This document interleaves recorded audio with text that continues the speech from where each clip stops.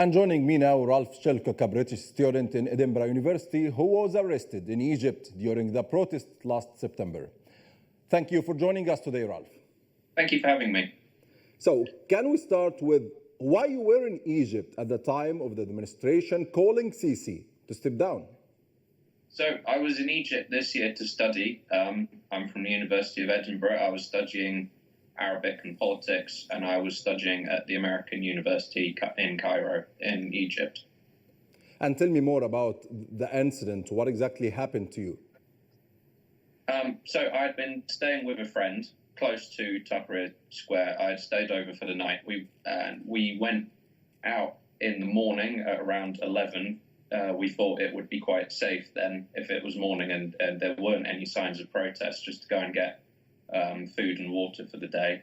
And on the way back, we were apprehended by police officers who took and searched our bags and our phones. They detained me for 2 hours. They detained Aaron for 2 hours. After the 2 hours, they took Aaron away. They didn't tell me what had happened to him, and they told me to go back to the hostel, go back and just to leave.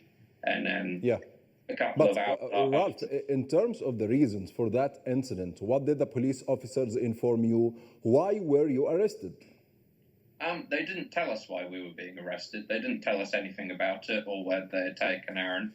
We sort of had to figure it out ourselves because they were searching Aaron's phone and he realized that he had shared articles to some members of his family and his friends about the demonstrations in Egypt and what was going on with Muhammad Ali and everything that was going on politically, which I think I didn't have anything like that on my phone, so I was released, but they didn't release him. Yeah, but during the interrogation, were you subjected to any verbal or physical abuse or any kind of torture? No, I wasn't subjected to anything like that, apart from just being detained for a long time and being told that I couldn't leave the room later when I was in the hostel. Yeah, and what happened in the hostel? So a couple of hours later, I had rung the embassy to tell them what had happened to Aaron because he's a US citizen, and about 10 people came in and they were all working for the police. They were wearing black.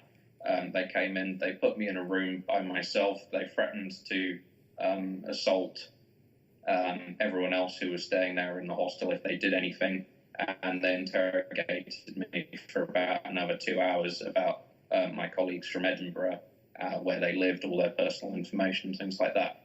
Yeah, and they didn't mention anything about the reasons why were you arrested? No, they didn't. They didn't tell me anything. I had to find out from Aaron later. Yeah, and about Aaron, when you left him behind, did you contact his embassy? Yes, yeah. I thought he might. They didn't tell me what they were doing to him, so I waited for about an hour because I thought they might just be questioning him a bit longer, and then I realized that they weren't going to let him go, not for a long time. And then I rang the US embassy, yeah.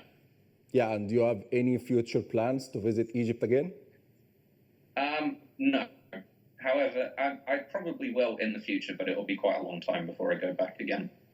Okay, Ralf, what's your message to the British citizens that visit Egypt every year? Be very careful. Avoid any demonstrations that you might hear of.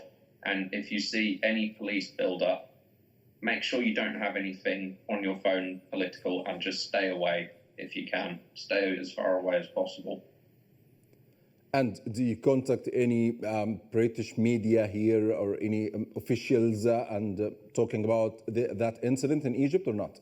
Yeah, a week ago, I got in contact with the British embassy who wanted to know what had happened. And I also spoke to the Guardian newspaper in this country.